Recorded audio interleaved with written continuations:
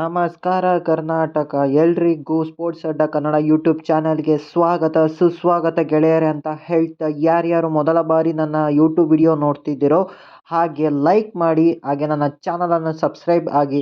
ಆಗ ನಾನು ಹಾಕೋ ಎಲ್ಲ ವಿಡಿಯೋಗಳು ನಿಮಗೆ ಪಟ್ ಅಂತ ನೋಟಿಫಿಕೇಶನ್ ಬರ್ತಾ ಹೋಗುತ್ತೆ. ಹಾಗೆ ಟೆಲಿಗ್ರಾಮ್ ಹಾಗೂ ಇನ್ಸ್ಟಾಗ್ರಾಮಲ್ಲಿ ಫಾಲೋ ಮಾಡೋದನ್ನು ಮಾತ್ರ ಮರಿಬೇಡಿ ಅಂತ ಹೇಳ್ತಾ ಈ ವಿಡಿಯೋನ ಸ್ಟಾರ್ಟ್ ಮಾಡ್ತಾ ಇದ್ದೀನಿ ಗೆಳೆಯರೇ.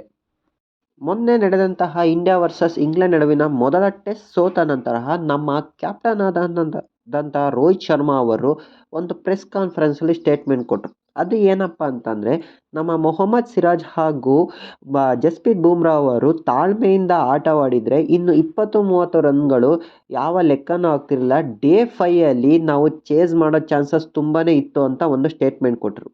ಇದಕ್ಕೆ ಪ್ರತ್ಯುತ್ತರವಾಗಿ ನಮ್ಮ RCBಯ ಕ್ರಿಕೆಟರ್ ಆದಂತಹ ದಿನೇಶ್ ಕಾರ್ತಿಕ್ ಅವರು ಒಂದು ಸ್ಟೇಟ್ಮೆಂಟ್ ಕೊಟ್ಟಿದ್ದಾರೆ.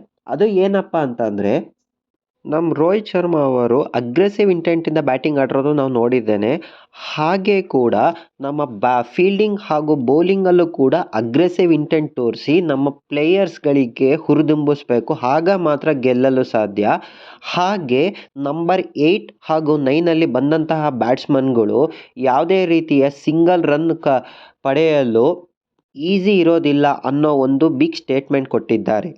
ಹಾಗೆ ನಮ್ಮ ಶಿಖರ್ ಧವನ್ ಅವರು ಕೂಡ ನಮ್ಮ ವಿರಾಟ್ ಕೊಹ್ಲಿ ಬಗ್ಗೆ ಒಂದು ಸ್ಟೇಟ್ಮೆಂಟ್ ಕೊಟ್ಟಿದ್ದಾರೆ. ಅದು ಏನಪ್ಪ ಅಂತಂದರೆ, ನಮ್ಮ ವಿರಾಟ್ ಕೊಹ್ಲಿ ಅವರ ವಿಲ್ ಪವರ್ ಹಾಗೂ ಸೆಲ್ಫ್ ಕಾನ್ಫಿಡೆನ್ಸ್ ತುಂಬ ಸ್ಟ್ರಾಂಗ್ ಆಗಿದೆ. ಹಾಗೆ ಅವರು ಆನ್ ದ ಫೀಲ್ಡಲ್ಲಿ ತೋರಿಸೋ ಆ ಅಗ್ರೆಸಿವ್ನೆಸ್ನ ಪರ್ಫಾರ್ಮೆನ್ಸ್ ಮುಖಾಂತರ ತೋರಿಸೋದು ನೋಡೋಕ್ಕೆ ತುಂಬ ಅದ್ಭುತವಾಗಿದೆ ಅನ್ನೋ ಒಂದು ಬಿಗ್ ಸ್ಟೇಟ್ಮೆಂಟ್ ಕೊಟ್ಟಿದ್ದಾರೆ ಗೆಳೆಯರೆ. ಸೊ ಇದು ಬಂದು ಇಲ್ಲಿವರೆಗಿನ ನ್ಯೂಸ್ಗಳು. ಮುಂಬರುವ ಎಲ್ಲ ನ್ಯೂಸ್ಗಳ ಅಪ್ಡೇಟ್ಗಳನ್ನು ತರುವವರೆಗೂ ನಮ್ಮ ಚಾನಲನ್ನು ಸಬ್ಸ್ಕ್ರೈಬ್ ಆಗಿ ಹಾಗೂ ಇನ್ಸ್ಟಾಗ್ರಾಮ್ ಆ್ಯಂಡ್ ಟೆಲಿಗ್ರಾಮಲ್ಲಿ ಫಾಲೋ ಮಾಡಿ ಅಂತ ಕೇಳಿಕೊಳ್ಳುತ್ತಾ ಈ ವಿಡಿಯೋವನ್ನು ಇಲ್ಲಿಗೆ ಮುಗಿಸುತ್ತಿದ್ದೇನೆ.